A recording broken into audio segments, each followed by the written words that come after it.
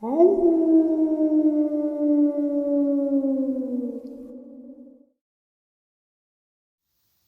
and salutations, everyone, and welcome to tonight's second half. Before we jump into it, a couple links. As many of you know, I rely on Patreon, PayPal, channel membership, and the merch to help the channel to continue to grow and go. Links to Patreon, PayPal, and channel membership is in the description below. Merch displayed directly under the video. Also, Dogman Frightening Encounters, Volume 1 through 3, the audiobook versions. They were written and researched by Tom Lyons, narrated and produced by me, Jeff Nadolny. Those audiobooks are available on Audible, Amazon, and iTunes, links to which are also in the description as well. And finally, last but definitely not least, if you'd really like to help support the channel to continue to grow and go, simply subscribe. It doesn't cost a cent. Click that like button, takes half a second. If you don't want to miss out on any of the informative uploads I put out daily, click that bell icon, and folks, please leave a comment. Why? Well, because all these things really do help the channel to continue to grow and go. And yes, folks, they definitely do matter. Now, everyone, I have taken far too much of your time. Let's jump into tonight's second half. Shall we? All right, everybody. Tonight I have a special guest, a guest who you guys in the comment section will know. A lot of you have conversed with him, Street Racer Guitar, and I finally, after reading all of his comments, convinced him to come on the show tonight. Great guy. Just had about an hour conversation with him, and he is here to share what has been going on in the upper part of Michigan. How are you, Street? Oh. Are you there? Oh. Hi, are you there? Yeah, I'm here. All right. Yeah, I'm going to go back outside so I got better signal. Okay. But, yeah, I'm here. I thought you wanted me to call me to yell at me for posting in your comment section or something. No. I was getting jealous that you were sharing with everybody, and. But no, I'm glad to be interviewed. Glad to be interviewed. And I'm glad to have you here. You have my favorite channel. It's really the only cryptid channel I listen to, and think it's great. So glad to be part of it. Thank you very much. Now, a lot of people have read your comments, and it's kind of a mystery because you're very brief with them. You know, like I'm feeding them here and I'm doing this. Can you share where you're located? You know, not the town, but where you're located. Well, I'm way up in northern Michigan. I'm about 3 hours north of any population center. And, I mean, there's little towns, right, but I'm in the middle of nowhere. Okay. All right. Now, we spoke there. You got a swamp. You're in a swamp, right? Or by a swamp? I live in a swampy area. Yeah. Okay. I'm in the middle of nowhere, living in a swamp. All right. So your first encounter was a couple of years ago. You want to start with that? Oh, yeah. I was coming back from Saginaw, which is the closest city with a guitar center, and I had whiz. So, and I couldn't wait till I got home. So I pulled off on the side of the road behind a tree on the back kitty corner of my property. Now, our area is full of just terrible people. There's a lot of meth labs up here. And I live in an area that's got a liquor store and a bar and a trailer park down the street. So I thought it was this meth head coming out of nowhere because they're all weird. This thing in a wolf, I thought he was playing Scooby-Doo with me with his wolf mask, right? So I'm whizzing, and he's coming running up, and so I hit him. The first jet, I hit him with the 1, 2, 3. The first one went right to his throat. The left hook caught him right on the side, and the right cross right under the chin. It took me a while to realize it wasn't a person. But I got out of there. I didn't think about it because when you see stuff that you don't expect, it's easier to believe it's a person in a costume. Right. But it had to be. It wasn't. So about a week later, things are getting into my garbage. Weird footprints. That's how I found your channel. I was looking, what is this? And what took the cake was when the garbage barrel got flinged, a full garbage barrel, got flinged across the yard. Now, when you say garbage barrel, he's 55-gallon barrel. Yeah, okay. Well, it got flinged across the yard because things were eating out of it. The top would get thrown off, and stuff would get through my garbage. So I dumped a bunch of hot peppers in there, ghost peppers. I figured, whatever's eating this, I'll fix you up. I ain't gonna let garbage all over my yard. Well, whatever I did, ticked it off, and it just flipped that barrel across the yard. So I get some researching done, and that's how it gets me to your channel. I see these footprints, and I go through a lot of channels and research, what is this? What is this? That's how I found your channel. Right. So, fast forward, to keep things away from my garbage, now I realize I think I have a suspected Dogman on the back of my 160 acres in the corner of the swamp. I put some roadkill back there. Started a bait pile. It's like a feed pile. Yep. Now, when you're feeding stuff, like I used to feed deer apples. When you're feeding stuff, the deer used to wait when I feed the apples every day. I'd get out of my junior high school, be about 2:30. I'd go out there and dump the apples, and the deer would wait, and there were more deer show up. So it was kind of like that with these creatures, these dogmen. So more of them came, and I think it was a family, a pack. They seemed like communal creatures. Okay. And they got used to me. Well, one of them, they were getting a little brave. Well, I zapped one with a cattle prod because it got close. I threw the dead roadkill deer off M32, the highway. I threw it back there. And the one got really brave and grah. So I zapped it right on the side of the neck with the cattle prod. It's like, because they're a predator animal with a high prey drive.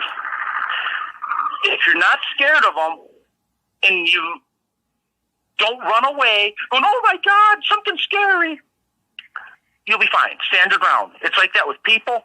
It's like that with dogs, anything. So he stood back. But they were waiting. So I fed them.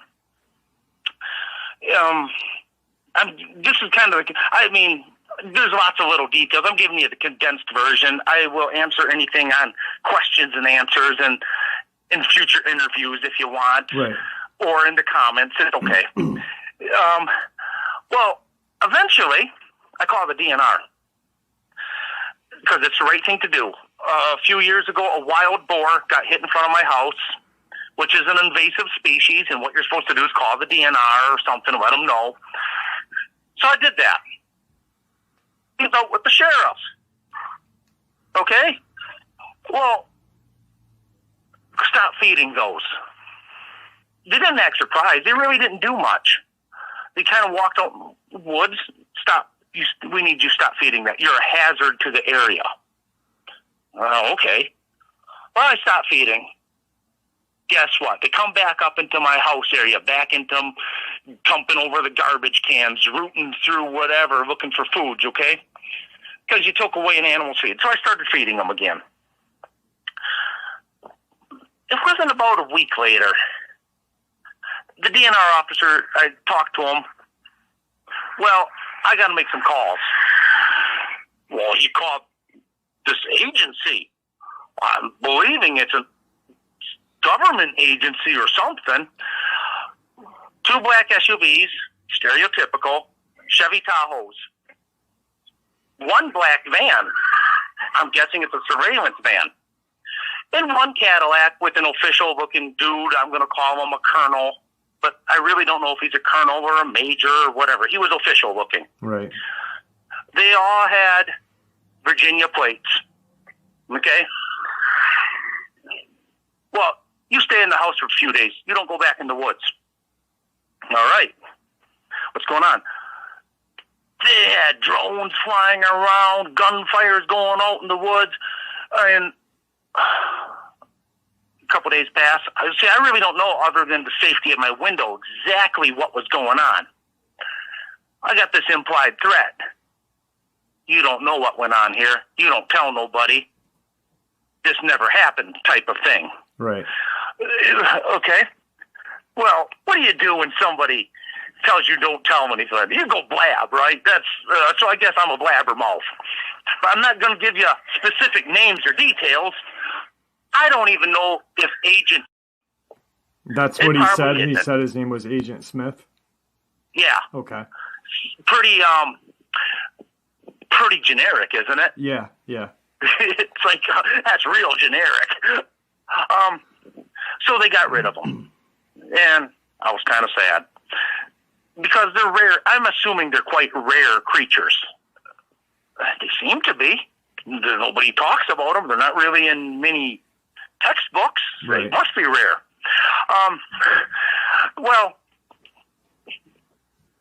when you leave a vacuum free of a predator animal, it's like something comes in to fill the vacuum. Well, more Dogman came. One, and possibly a second one came in. It's like they must be territorial. And when one territory empties, they sort of expand over to the next territory. Does that make sense?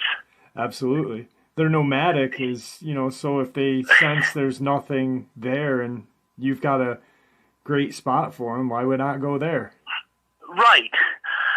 And so this one was a little sketchy, but I didn't start the feed pile with him. He was a little more standoffish. And the second one, you'd only catch a glimpse of. So I continue feeding, but this one was not brave yet because it didn't get accustomed to the feed pile of me going there. It's relatively new. But I did put a camper out. I figured, well, I'll give this animal some shelter. The camper got trashed. And, well, it made a mess on the floor. So I blamed the Dogman. We'll get back to I don't think it was the Dogman. And so I said, well, if you're going to be like that and vicious and violent, I'll fix you up. Because a few of the people read my post and said, you better be careful. Right.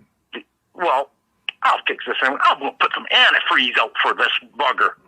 So I mixed it in the beer. Okay? I felt bad. I don't know.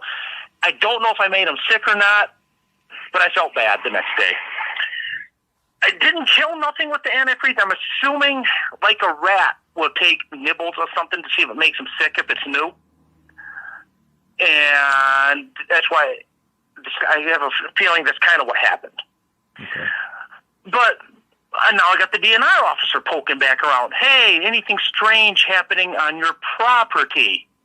Like, well, what are you getting at, buddy? You ain't so honest. You know what I mean? You kind of give me the business last time. I ain't telling you nothing. So it continues on.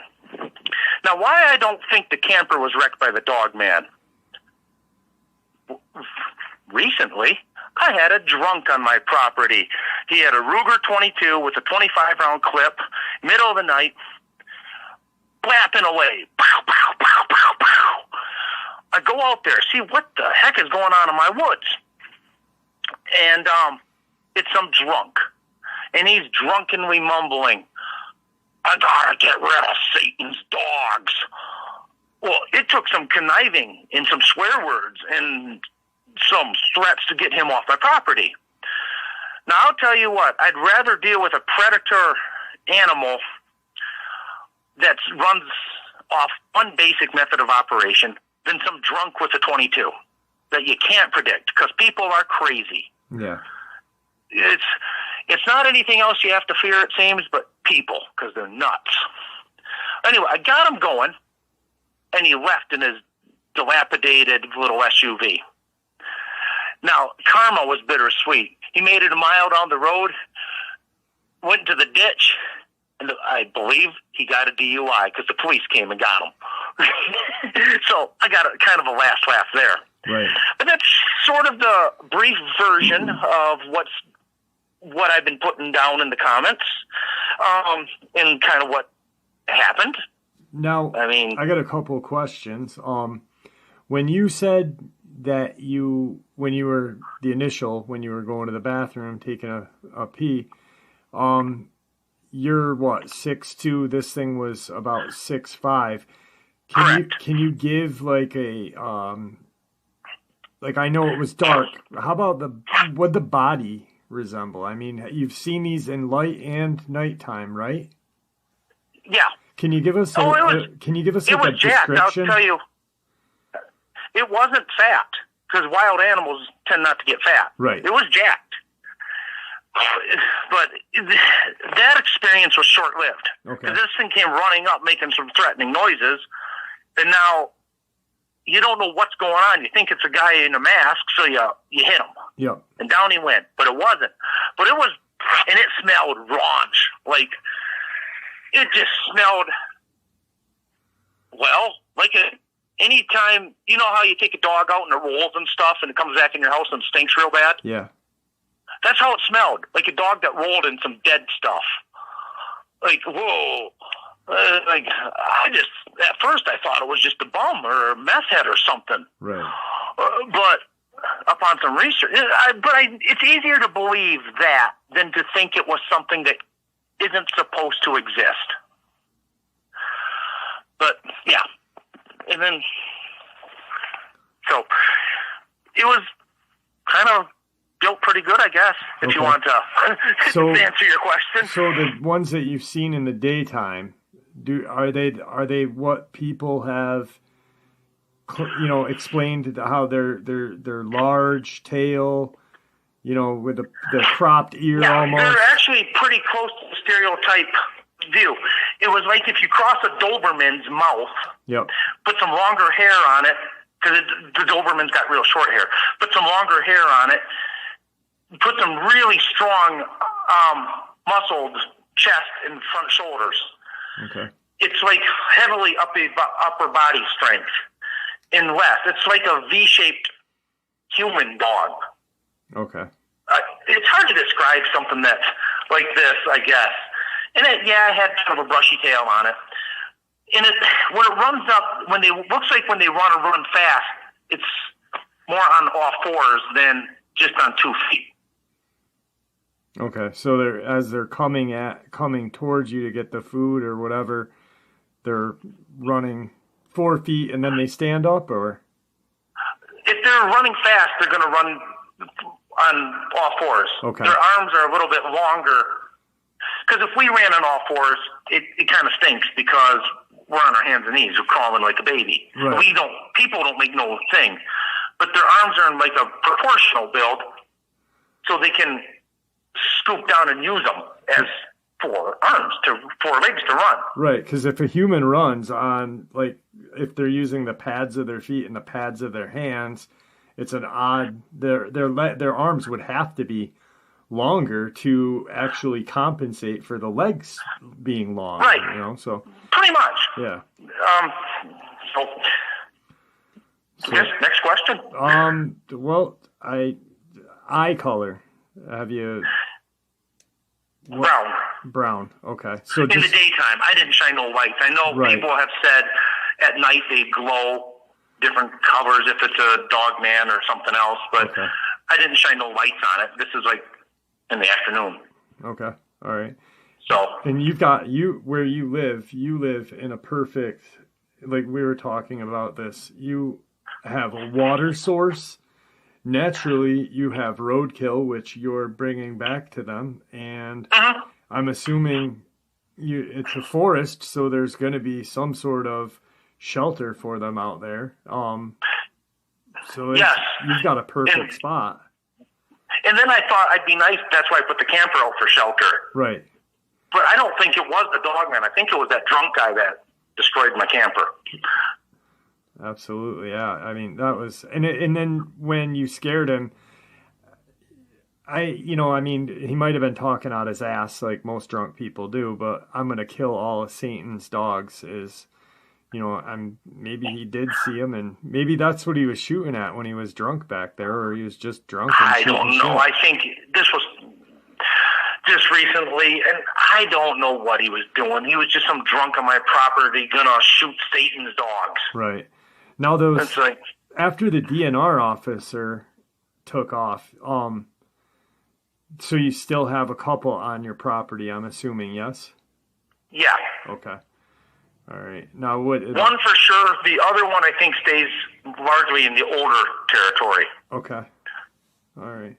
They come up to your house at all anymore, or now? Nah, I keep them on the back corner of my property. Okay. All right.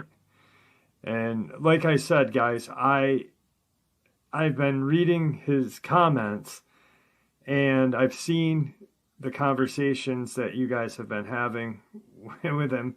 And I was like, I have to reach out to him. I want to find out what is going on, because, reading your comments, it was almost like you're a pig farmer going out and feeding them and then putting It seemed like to some people that I was doing a lot more at once, but when it became part of a routine and you just go back there once a day and that's your experience, some days there's nothing, but it's every day.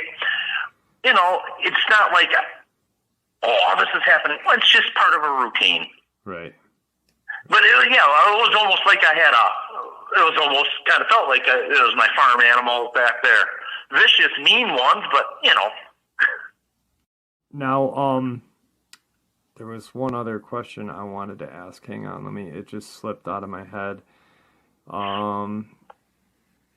Geez, I'm crow. The DNR officer,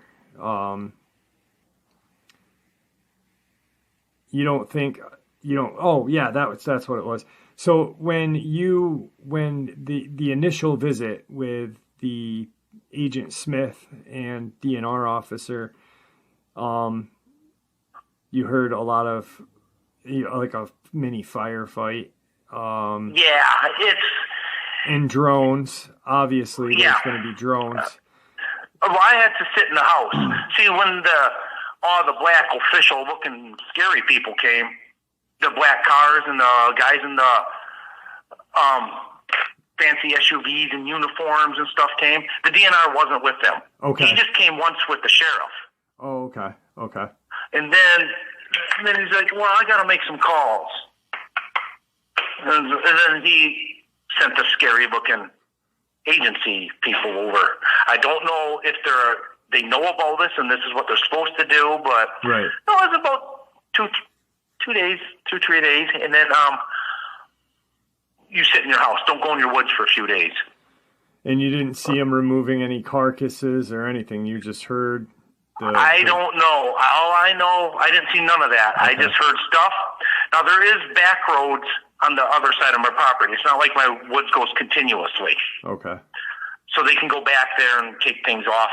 And all I could watch on that was from the safety of my window. But they had 2 black SUVs and a van and a drone and a fancy luxury car with an official-looking guy. Right. So that's crazy, I mean.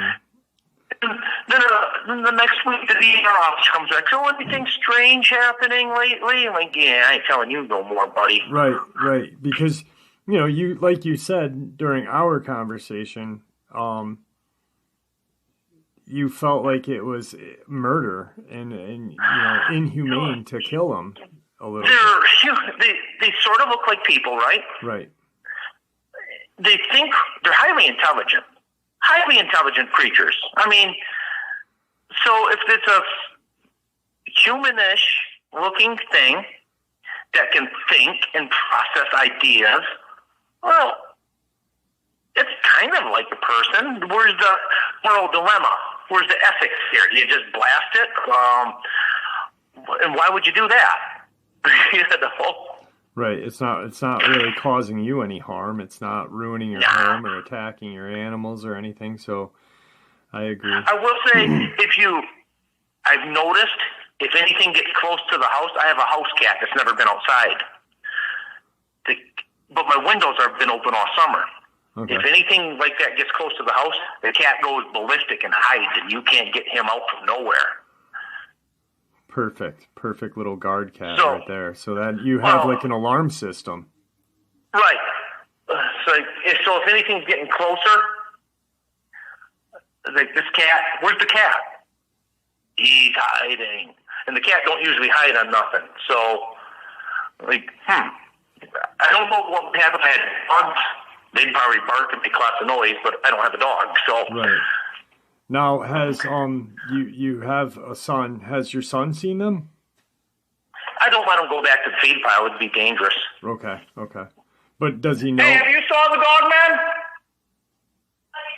Yeah, he saw him. Okay.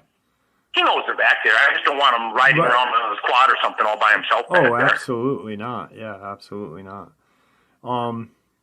This is, I mean, like I said, I have been dying, and I'm so glad to have you on tonight because, you know, I was just like, this guy has got to tell me what's going on. And, you know, we spoke for an hour before doing this interview, just about this, that, and the other thing. And, I mean, you've got a hell of a story to tell.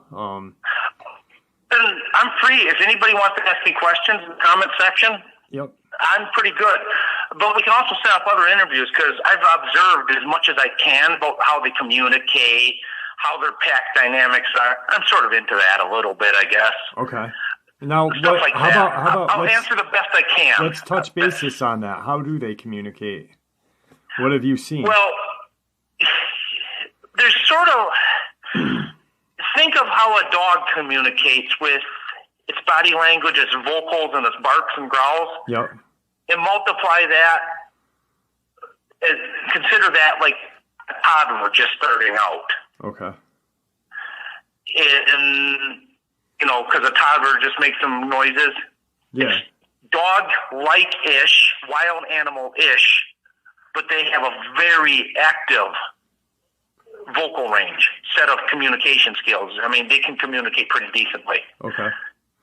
Now, this was because obviously this was what the family, as you call them, prior to these agents coming.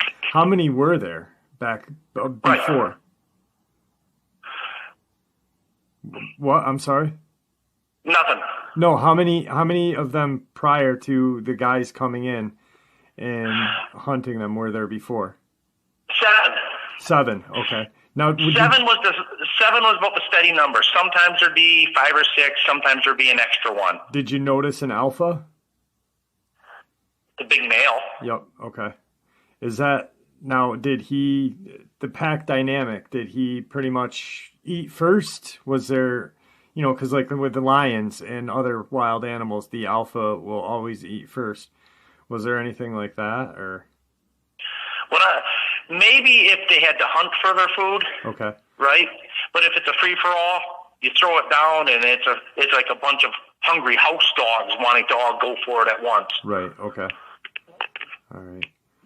So, now, was there any young ones that you could tell? I mean, like, smaller? Smaller, but they weren't like puppies or something. They would be a little bit smaller, like 3/4 of a size. Okay. So what, about 5 foot, somewhere around there? Yeah. I don't, just a little bit smaller. Okay. All right. I don't know how they age or when they breed or have kittens or puppies or whatever. So maybe they were last year's, maybe they were 5 years ago. I don't know. Okay. Yeah, I'm not sure their life cycle. Yeah, I don't think, other than what William told us a while ago, and theoretically, he really didn't even know because supposedly the one that was in captivity should have been dead, but it was still alive and doing well. So, how the heck are we supposed to know when these things are? Because I just was an idiot that decided to throw some food out there. Yeah. Yep. That's all I can say. What's my qualifications? Right. Well, I threw some food out there. Right, absolutely. So, like you said, guys, he is open for conversation in the comment section. I'm open for another interview. Oh, anytime. I can talk about, see, critical things, but I can talk about the 80s talk about guitars pretty good. So if you have any questions about the 80s or guitars or quads or race cars, ask it away too. Right.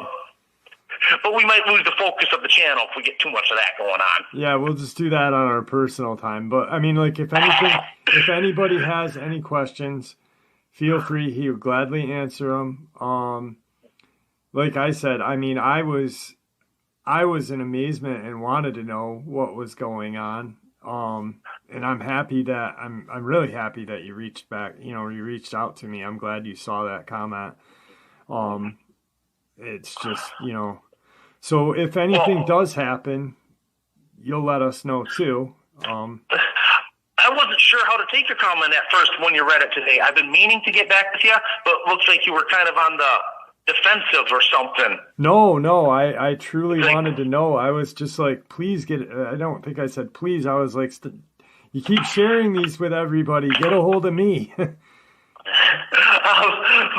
no, and there's some really great people in your comment section. Yeah, I mean, and there's some regulars that it's like, if you're going to make friends over a comment section on a cryptid channel, I guess that's about as close as I can get. Yeah, true. I've got an amazing group of people that follow me, and I'm thankful for everybody, and I did stop reading comments for a while. I'm just now getting back into it because, there's the trolls and stuff, but, I'm glad that the comment section is alive and going because it makes friends, and like you said, friends, it's people that can just bullshit with each other about what's going on or ask questions. Oh, I've had this happen. Well, I've got this going on. So yeah, feel free to ask me. Just put them in the comment section. I'll either respond there, or I can do an interview, however you want, or we can do both. Right. Or if you want to tell me I'm an idiot, I ain't that sensitive. So, or it's all right. I don't care. Just, I hope not. I hope it stays serious. Yeah, I'm not that sensitive about stuff. So yeah, no. All right. So this was what I wanted to know about what was going on. Hopefully we can get another interview and you can answer some more questions to people. Oh, definitely. I mean, I just gave you the quick glossy version. Right. I fed them. The DNR called some agency from Virginia. They showed up in official vehicles. They killed them. Another Dogman showed up. Yep. That's a cliff notes. Yeah. So maybe we can sit down again and go deeper into the cliff notes. I'm coming up on time for record wise. Is there anything that you want to say to anybody at the end of this? Nah. All right. I'm all set. It's like, be excellent to each other. Yeah, pretty much. All right, my friend. Well, I appreciate you coming on. If anyone caught my movie reference, well, if you caught my movie reference, put it in the comments, and you can get points that don't matter from me. Be excellent to each other. Be excellent to each other. All right. Well, it was great talking to you, and I look forward to talking to you again. Definitely. I'll stay tuned, and have a great day. You as well. Thank you for coming on. Oh, my pleasure. My pleasure. All right, folks. A fantastic interview for a great second half. I hope you enjoyed it as much as I enjoyed sharing it with you. I'd like to thank you all for supporting the channel. It is your support, after all, that helps the channel to continue to grow and go. And honestly, what gives people a place to share their experiences, ideas, and theories. Judgment and ridicule free, just simply treated with the respect that we all deserve. Thank you. Stay safe, happy, healthy, and ever vigilant, keeping an eye on our children, pets, family, and friends. These creatures are real, they are out there, and they are dangerous. Share this information with the people you love and care about, and it may just help save their lives someday. Until next time, never stop asking questions, never stop searching for answers, and God bless.